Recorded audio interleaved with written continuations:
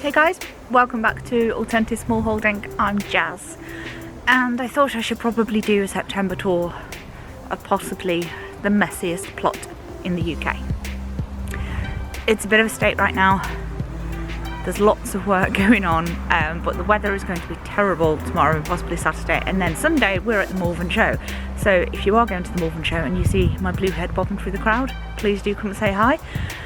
But let's do a fly-in tour because the light is going and we've got lots to do before we go. So turn you around and I'll show you what we've been working on. Okay, the greenhouse. Sorry, Roo's playing for a friend. Greenhouse is basically barbecue storage and chilies that are dead, and I need to like bang them out so that I can get the soil out of them so that I can put that into the ground because it's extra soil. So greenhouse is doing nothing at the moment. That will have some crops in it though in the next week, some winter crops, so I'll show you when I do that.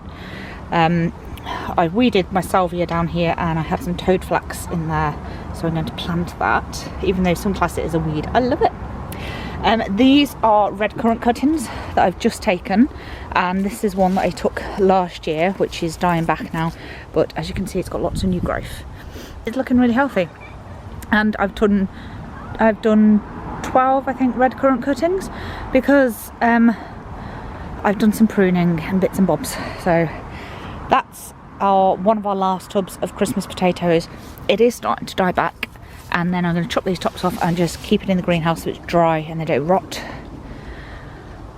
That was the sweet corn bed. It's now empty. We're going to weed it and leave the calendula in because they're pretty, and then we're going to prep the soil and that's going to be covered for winter. Over this side we have all the cucumbers still, and there are lots on here. There's like, this one's got like 3 on, can you see it? Down there and over here, and I picked 10 2 days ago, so we're going to have lots and lots of cucumber pickles, which is not a bad thing. I absolutely adore them, but yeah, they're coming strong still, which is great. I'm not going to complain. But one thing that isn't doing great next to the cucumbers is the courgettes. So they've got downy mildew now, which is not an issue, but this is, it's just not happy. That one hasn't produced anything. This one's produced 1. That one does have some babies finally coming on it, and the same as that one over there. They found a frog. They're chasing the frog. But for 4 courgette plants, I expected more than 3 courgettes. They're going to put it in the pond. So yeah, we had 3 courgettes off 4 courgette plants, 2 green, 2 yellow, and I expected more than that. I thought if I plant 4, I'm going to be inundated because in the past I've only planted 1 and had virtually nothing. Apparently I still am rubbish at growing courgettes. Hey little froggy. It might live there. You're going to live in our pond, lay us some more babies. I do love frogs, and although our pond is tiny at the moment, it will be bigger next year, but we have absolutely, I won't say hundreds because that may be an exaggeration, but we do have a lot of frogs on the plot and they keep the slugs down. Not enough, but they do their job a little bit. Beardy Dude, you having fun? Oh dear, that face. The face. You want to see my bounty?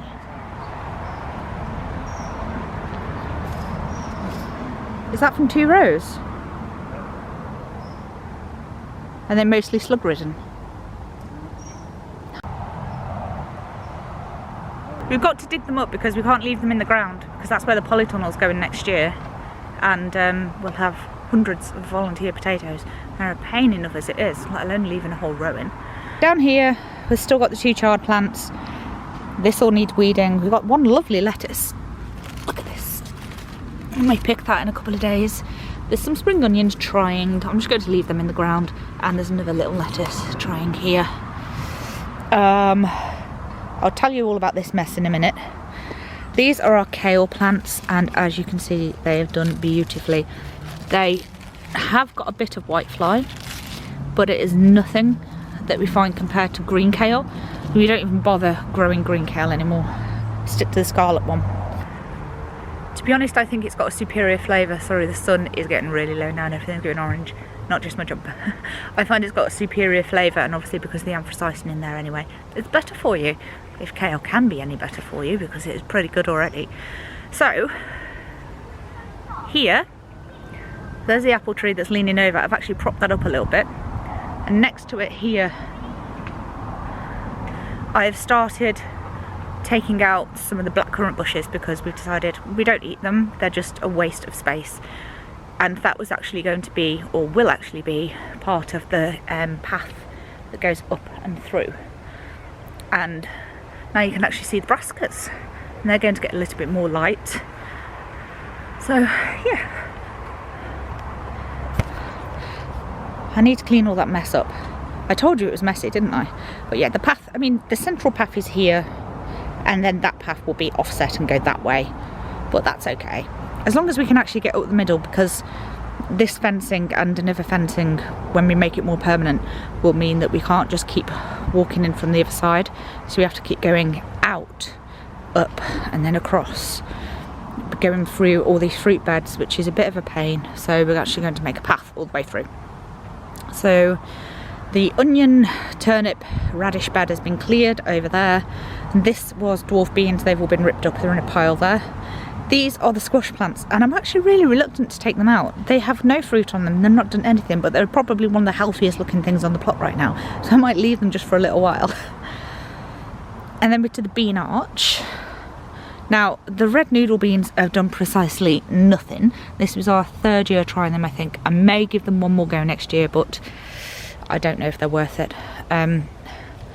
These Cocoa Sophie, we are leaving them to set seed now. We've had our harvest off them, so we'll just take what's left. I mean, I'll still munch on some as I go around, because that's what I do, but we'll just leave most of them to set seed.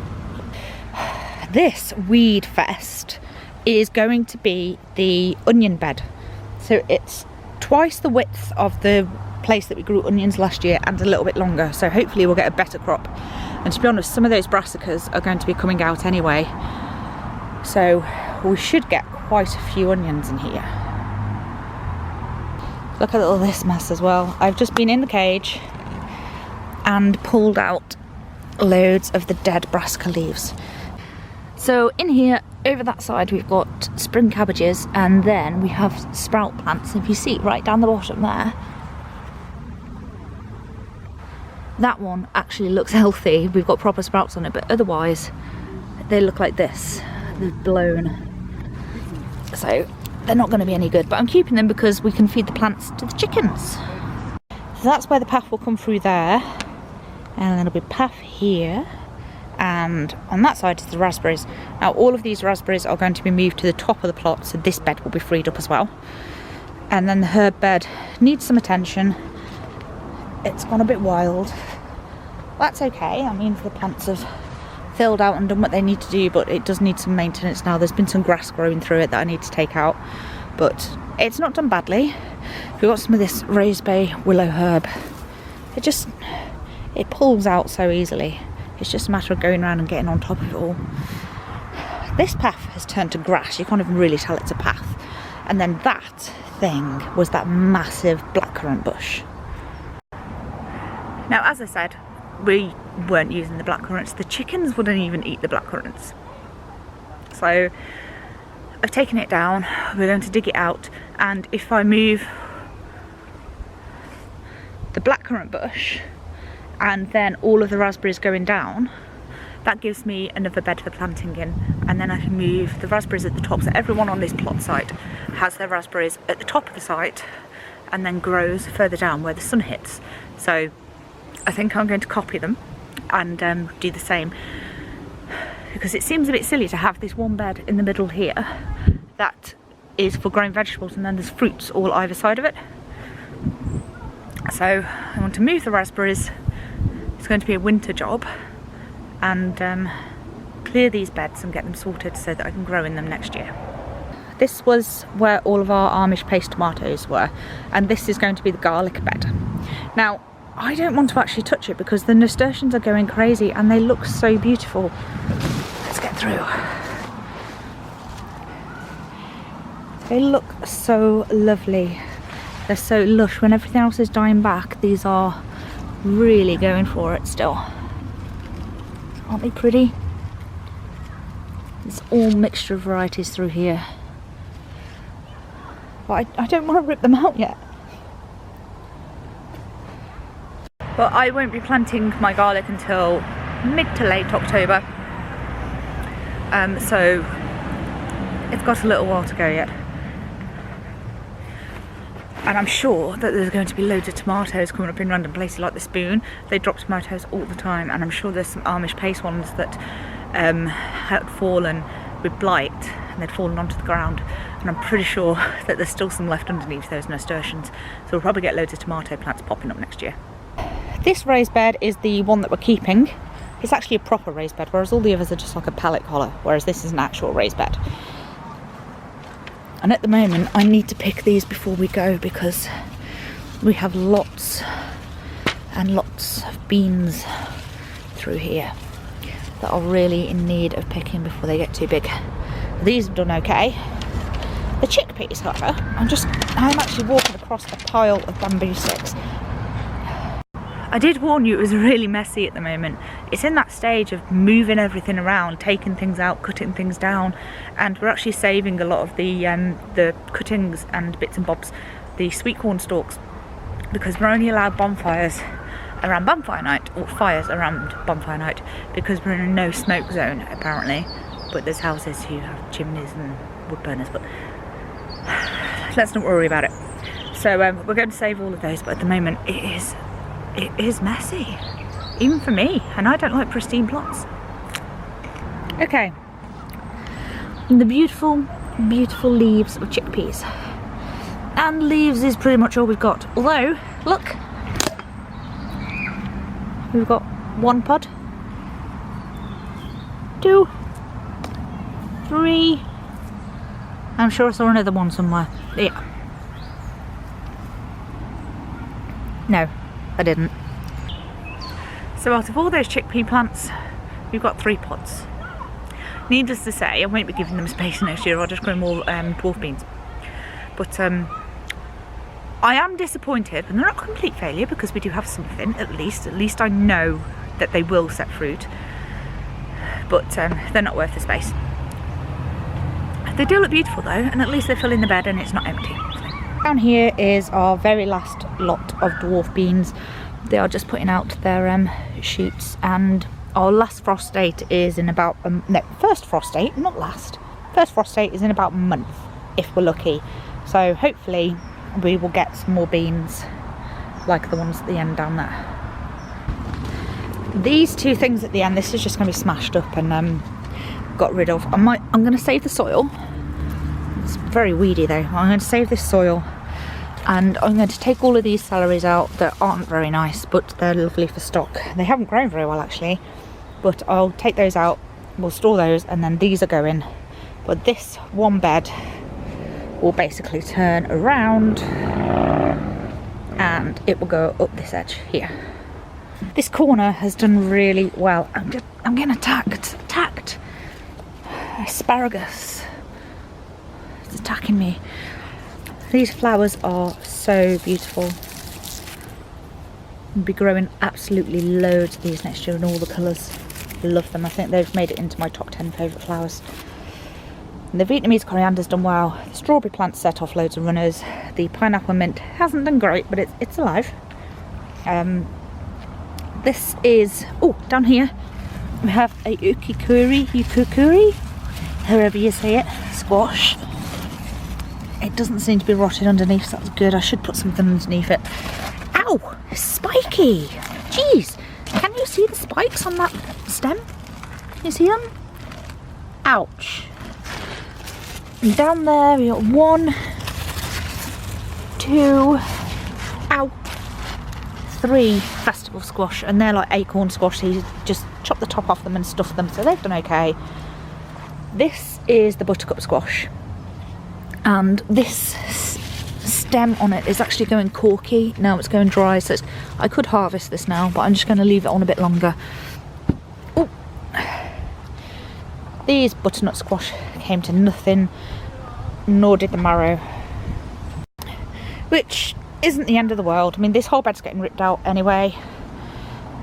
So at least I can get on with that because there's no valuable crops in here. So all of that's coming out, that whole row, and then the growing area will be extended down here but without raised beds. So somebody asked me in the last video, why are you so against raised beds? The roots and refuse community right now are going, oh, shock horror. Well, here in the UK we have a whole lot of slugs. I find that growing in raised beds means that they can hide down the sides of them, and anything that is grown in there generally gets munched. Whereas if you grow in open ground, they don't have anywhere to hide as such, so they do better. I just don't really like raised beds. I find them too restrictive. I like to adjust the size of a bed for what crop I'm growing in it. So if I want to grow sweet corn, I can't grow it in here. It's just too small. But if I get rid of that and move that down, then that gives me another big growing space that I can adapt to growing what I want. Uh-oh. There's a rooster. Mummy? Yes, darling? So, I wanna, when are we going home? In a bit.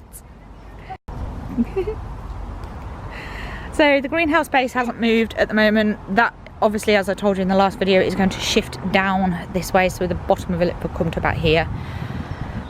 Over there we have all the celery still. All of this needs weeding now. This is where the tomatoes were. We have one little celeriac from my mum.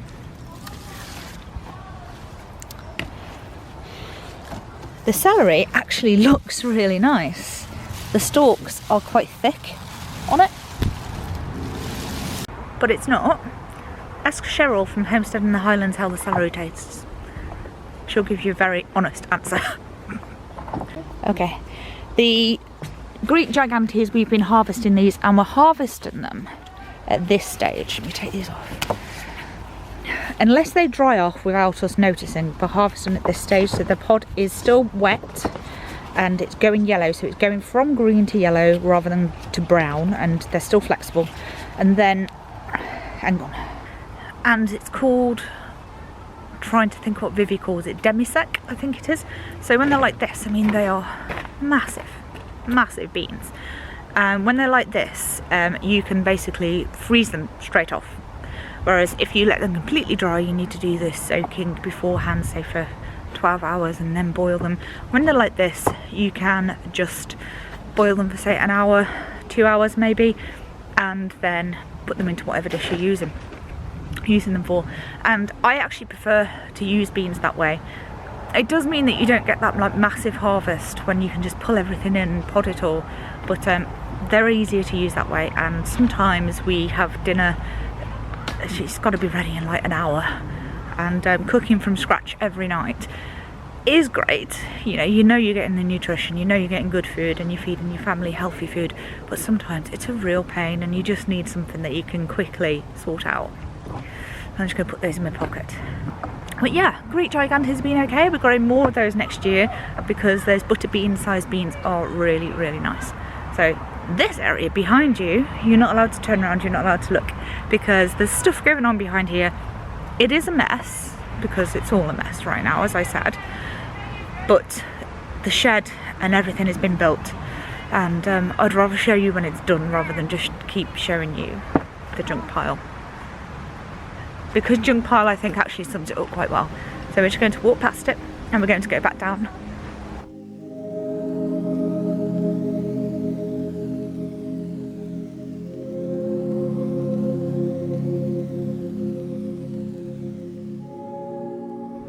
One thing I forgot to tell you on our way talking about the Brassicas was these apples, which look absolutely rancid and revolting.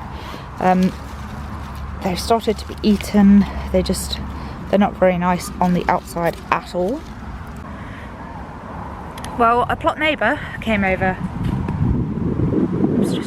A plot neighbour came over and she says they look horrible. So I know, and I'm really disappointed because there's absolutely loads of them. Sorry, this kid's going past. And she got her penknife out and sliced them open. The inside was absolutely fine, pristine, and we ate a bit, and they are the sweetest apple I have ever tasted. So, as horrible as they look, they will be being processed, and I may make Alan some of his beloved apple jam that Emma usually makes for him, although apparently I don't make it as well, and freeze some for making apple pies. So here we are down the bottom again.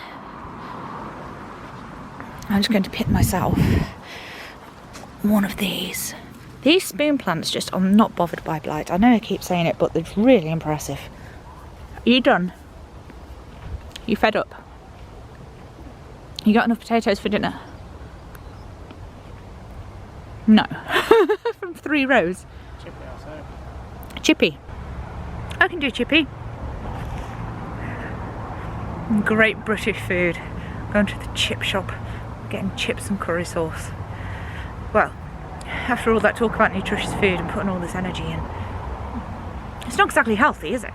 But never mind. So this is the pile of sweet corn stalks. Now our plot neighbour, who's got the little girl that plays with Roo, has just said to us, why don't we dry them all off so that we can burn them? So we will be burning all those. On here, that is a whole load of trellis that we got for free, and that is going to fence in the half plot, which I'm not going to go over and show you because it's pretty much the same as last time. It's the same, but apart from dudes just dug up 3 rows of potatoes and got about 3 potatoes. So yeah, so that was our very, very messy plot tour in September. So there you go, really messy allotment, work in progress, lots going on. Before this light goes, I've got to go pick those beans, and I'm going to clear up loads of these cuttings that we've made and get them somewhere dry so that we can burn them for bonfire night. And I hope you have had a productive September. I hope that your harvests have been wonderful, and it's time to start planting again. It's the start of the next season, really. Well, it is here in the UK anyway. So here's to next year. See you soon. Bye bye.